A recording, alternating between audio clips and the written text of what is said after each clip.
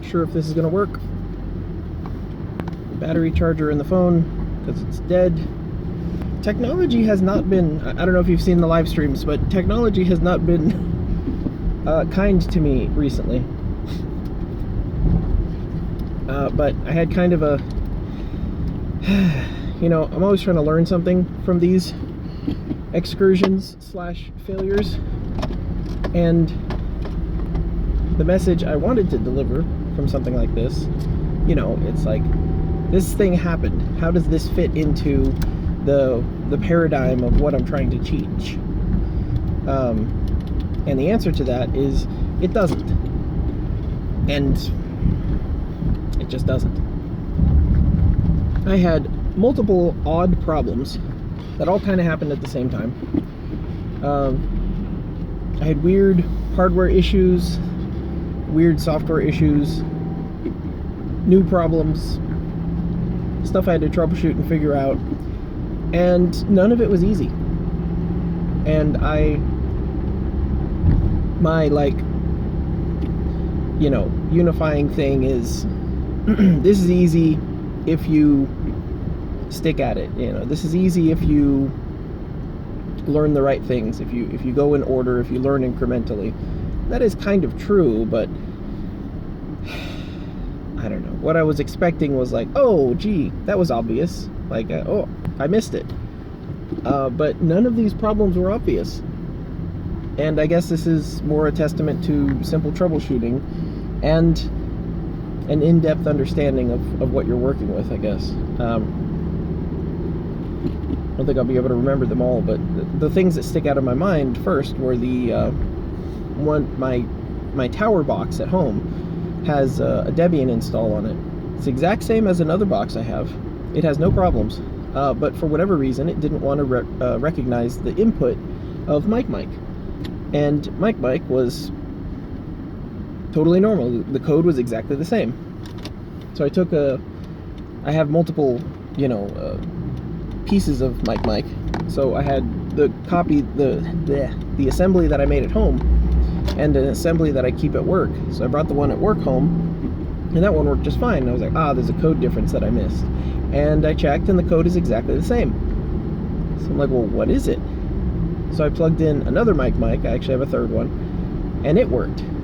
So I unplugged the other two, and then plugged them back in, and then the first one didn't work, or the second one didn't work. I was like, what on earth?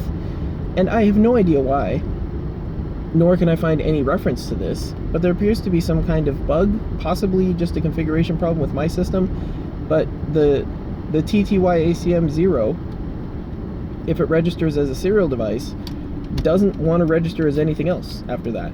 So it's just a serial device. And then it won't be a mouse or a keyboard. But the next device after that connects is just fine. And this makes no sense to me. All of the permissions are exactly the same. They're all set up the same way.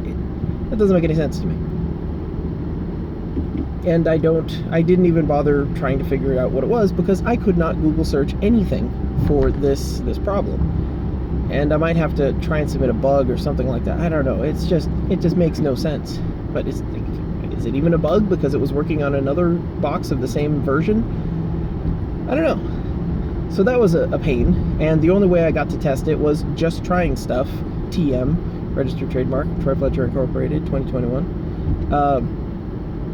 That was it. And then I had I was in Emacs opening up the package manager, so I was trying to install something, and I accidentally hit upgrade packages, and that started running, and I was like, oh, okay, well, I don't really like doing that, but it's probably fine. And it was not fine.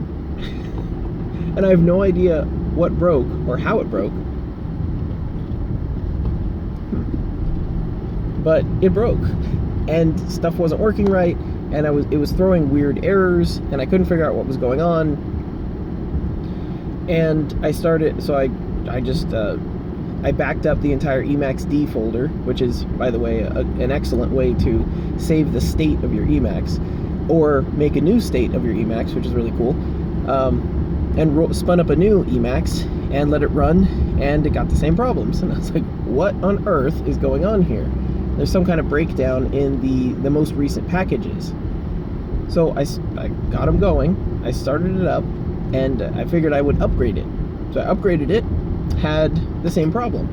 So now I'm trying to figure out what this error is, and the error is related to a specific, related to fly check. And it's saying it can't load fly check. And I'm like, I don't even use fly check, what is going on? And I believe there's some built-in dependency that was added at some point, either that or my original version, I found the issue and then installed fly check, but I didn't put require fly check. So after I put require fly check, everything kind of cleared up. There were a bunch of other weird dependency things that I had to kind of clear up, but it was... And then there was, I couldn't, like the global key map wasn't working in the mini buffer, the inactive mini buffer key map, I think it's called. And I couldn't find any indication about what that problem was. And I was sitting there, you know, I figured it out eventually because I knew enough about Emacs. I can't even, like, my message here was to, you know,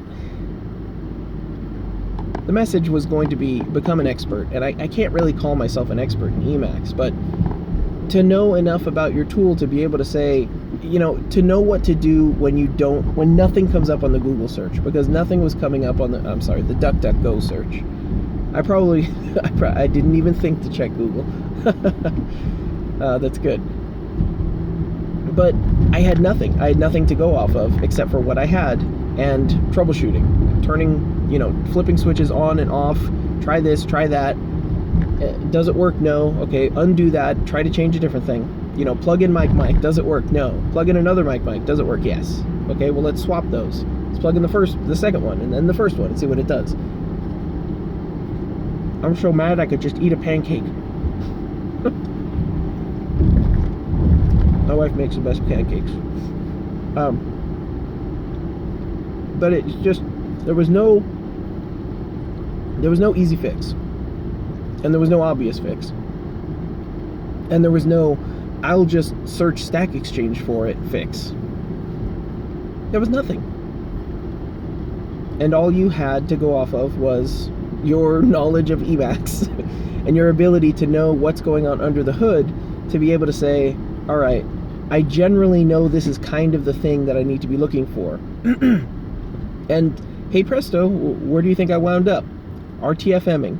I was reading the manual and went, oh, this is how this works. Oh, this is how that works. Oh, I need to change something like this. Oh, that was the wrong one. Let me try this. Oh, wait, I can look it up from here. And bleh, it was so, just the documentation of Emacs. Like I was online reading information on Emacs. But the fact that I can drop into like a sub command mode into the mini buffer, and then inside that mini buffer say, hey Emacs, what mode am I in? And it says, sure, here's the mode you're in, here's the major mode, here's all the minor modes, here's the key map that's being used right now, here are the hooks that get called when this opens up, and that is all the information I need to know. It's in the same place every time, and it's brilliant. Emacs is just self-documenting. It's unbelievable. It's so refreshing. And to be able to do that and say, oh, well, here are all the variables and values that I need. I just need to know what to plug it into. And like I said, reading the documentation, it said, hey, you can update the key map, but the local key map gets unset every time you flip out of that mode. So you have to set it when you come into the mode with a hook. I'm like, well, I've got my hooks, I've got my modes, I've got my key maps, and there you go. And I made a hook for resetting the key map in that local mode or in that local key map when you flip to that mode, and it worked. And it worked for there was another update to the type definition thingy, whatever thing it uses from Emacs, whatever I was on. I think it was on 2.5 or something to 2.6.3. So I changed that, and there we go. We're working. And none of it was easy, and all of it depended on my ability to understand my editor and understand what I was working with, and understand even just even just understand what questions I needed to ask. Because if you don't know the right questions to ask, you'll never be able to get the answers. So it was not easy. And you couldn't just search Stack Exchange for it. And I don't know what particularly to say about it. Because usually, you know, it's like a obvious thing at the end of the day. You're like, oh wait, well, I should have figured that out earlier. Or here's how I could have figured that out earlier. And there was just nothing here. There was no support. There was no easy answer. And the solution was more or less custom. But I got to it. And I got to it with troubleshooting, and I got to it with a deep understanding, or at least the ability to attempt to achieve a deep understanding of Emacs. You know, I'm sure I know probably 5% of Emacs at this point, but most people know 0% or 1%. So maybe that is expert level. Who knows? The standards are all thrown off. So many people. There was an issue with I had an issue with a customer server. I couldn't get connected to it, and I'm like, all right, this is my development environment. I do lots of weird stuff to this box. Is my box screwed up somehow? And I couldn't get connected to it. This was one of the live streams, is me trying to figure out how to get connected to this customer box and why it wasn't connecting. And absolutely no go. You know, it just wouldn't go through. Turned out it was the DNS for that specific, like the primary domain had expired, but all the subdomains were still active for the account, which makes no sense. Which I read to mean that, you know, they were basically saying we had a bug, but they didn't say exactly that. It's a status that should never happen, basically. But I was like, okay, well, give me the IP address. He's like, well, I said, well, I'm sorry. I said, can you give me an IP address, or is this forwarding to the VPS based on, like, the domain name? He's like, well, I don't know, but I think this IP address will work. This might work for this box. So I punched it in and said, oh, hey, it worked. And he said, really? Just with the IP address? Yeah. Yeah, if the fully qualified domain name is expired, doesn't go anywhere, doesn't resolve, then you can go to the IP address. It's like, oh wow, I didn't know that. How do you not know that? This is basic networking. Just I don't know. Everyone's specialized like insects nowadays, I guess. I don't know. I used to be specialized though, so I'm changing that. But just improving your knowledge and just it was just difficult. And the thing that gets you through it is there's a silly term called stick-to-itiveness. It's just your ability to remain keep at the problem, but it's just dogged determination, just being indefatigable, just refusing to quit, just being stubborn. And if it gets to that point, yeah, opening up your own Stack Exchange account and making, hey, here's my situation, here's what's going on, can anyone help me? You know, just refusing to give up. And just try stuff. Always just try stuff. Just try stuff. Alright, so I had a semi-successful but interrupted stream this morning. I'm going to try to do a little bit more. There's still more work I need to do. And everything's working, as far as I know, now. So hopefully I'll be able to get things moving.